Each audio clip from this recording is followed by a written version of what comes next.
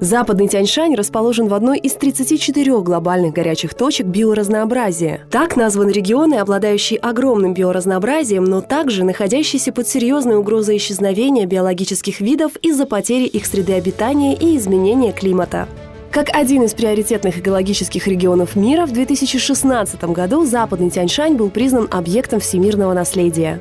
В 2017 году запущен проект по сохранению биоразнообразия Западного Тяньшаня, реализацией которого занимается программа развития ООН при поддержке Глобального экологического фонда в партнерстве с Госагентством охраны окружающей среды и лесного хозяйства и рядом организаций.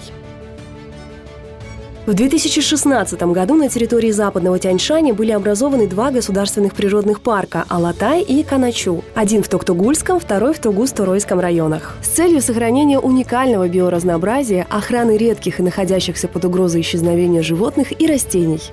В этих парках ПРООН проводит комплексную работу по усилению их потенциала. Впервые в Кыргызстане лесоустроительные работы и учет флоры и фауны в Каначу и Алатай проведены по новой методике. В результате были протаксированы, или другими словами, определена ценность более 4300 выделов, уточнены границы парков на протяжении 240 километров.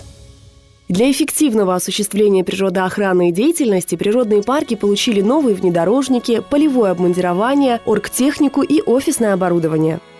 Егери оснащены средствами коммуникации, оптикой, фотоловушками, экспедиционным оборудованием и рабочими лошадьми. Впервые на территории парков установлены фотоловушки, применение которых дает уникальную возможность следить за дикой фауной, в том числе за гордостью Кыргызстана – снежным барсом. Для борьбы с лесными пожарами парки Каначу и Алатай получили 50 противопожарных ранцев и столько же медицинских аптечек первой помощи. Более того, теперь в распоряжении алатайских егерей новая моторная лодка для изучения озера Карасу и борьбы с рыбными браконьерами. Для взаимодействия с местным населением при парках образованы наблюдательные советы. Почти половину членов советов составляют женщины. Инициатива сработала, и теперь уже сами местные жители проявляют активность, объединяясь в совместные патрульные группы. Таким образом, ведется совместная работа по усилению контроля за соблюдением требований природоохранного законодательства и рационального использования природных ресурсов. Внештатные егери – добровольцы из местного населения, которые помогают сотрудникам парков в сохранении биоразнообразия и борьбе с браконьерством. Важное место в проекте занимает микрогрантовая программа, которая ориентирована на поддержку бизнес-инициатив сельчан, снижение незаконных действий на территории особо охраняемых природных территорий и сокращение нагрузки на экосистемы.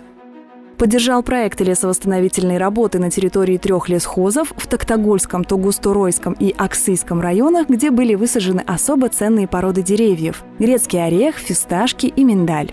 Общая площадь посадки составила 194 гектара.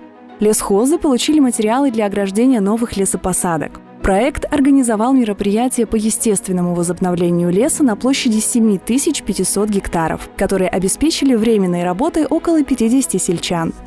В этом году проект помог повысить уровень знаний егерей по таким вопросам, как природоохранное законодательство, учет дикой флоры, борьба с браконьерами, разработка стратегий развития особо охраняемых природных территорий, развитие экотуризма и научно-исследовательская деятельность.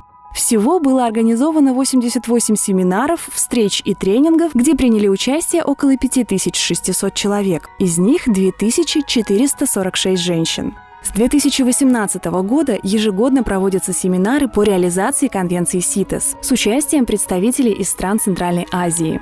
В данном направлении идет работа с кинологической службой страны в борьбе с браконьерами и незаконной торговлей и перевозкой дериватов. А на территории международного аэропорта Манас проект поддержал строительство специального вольера для служебных собак. Совместно с ФАО, Всемирным банком и GIZ проект оказал содействие в проведении семинара по разработке плана действий Госагентства по наращиванию потенциала и повышению осведомленности в сфере сохранения биоразнообразия и секторе лесного хозяйства. Более 30 представителей особо охраняемых природных территорий Западного Тяньшаня получили возможность изучить положительный опыт предыдущего проекта ПРООН-ГЭФ на примере природного парка Хан-Тенгри в Центральном Тяньшане. А представители пастбищных комитетов и делегации из Узбекистана в Сусамырской долине на примере системы электронный Джаид-комитет ознакомились с принципами устойчивого управления пастбищами. Ознакомительные учебные туры были организованы проектом в партнерстве с программой развития ООН в Узбекистане.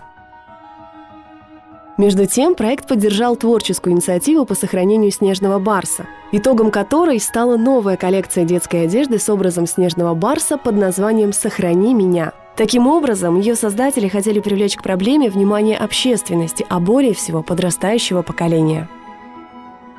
Для повышения экологического образования детей проект изучил возможности позитивного воздействия анимационного ролика на основе эпоса «Манас» и в результате поддержал его разработку, которая ведется в эти дни.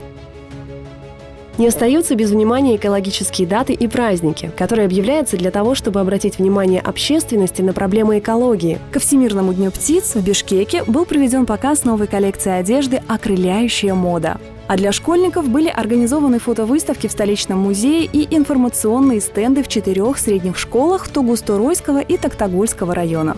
В партнерстве с бёрдвотчерами Кыргызстана ведется работа по развитию бёрдвотчинга как перспективного направления экологического туризма в Западном Тянь-Шане. С участием детей, молодежи, егерей и местных партнеров ежегодно в Токтагульском и Тугус-Торойском районах проводят экологические акции «Марш парков», в ходе которых проводится посадка деревьев, очистка территорий, экологические викторины и лекции в школах, а также культурно-массовые мероприятия с целью экологического просвещения населения и призыва их к сохранению биоразнообразия. В 2019 году в рамках Всемирного дня окружающей среды на акватории озера Карасу проведена экологическая акция по очистке прибрежной территории с участием юных волонтеров и егерей. В результате удалось собрать более 15 тонн многолетнего мусора. В честь Международного дня снежного барса ежегодно проводятся различные экологические акции с участием детей и молодежи, школьные лекции, дебаты и викторины, театрализованные представления и спортивные мероприятия с призывом к сохранению этого уникального обитателя горных вершин. Снежный барс стал талисманом национальной сборной Кыргызстана по хоккею, которая под девизом «Сохраним снежных барсов вместе» принимает участие в национальных и международных турнирах, тем самым вовлекая молодых спортсменов в ряды защитников снежного барса и распространяя инициативу на международной арене. О глобальном значении проблемы сохранения снежного барса и его экосистем говорит также и тот факт, что в 2017 году Международный форум на эту тему собрал представителей 12 стран мира, и все они подтвердили готовность к совместной работе по сохранению снежного барса и разработке совместного проекта. Проведение форума в Бишкеке было также поддержано проектом. ПРООН оказала содействие в разработке нормативно-правовых документов, применение которых должно помочь Кыргызстану на стабильной основе улучшать деятельность особо охраняемых природных территорий. Проект ПРООН ГЭФ вносит существенный вклад в достижение целей устойчивого развития. «Сохрани меня, твоя природа».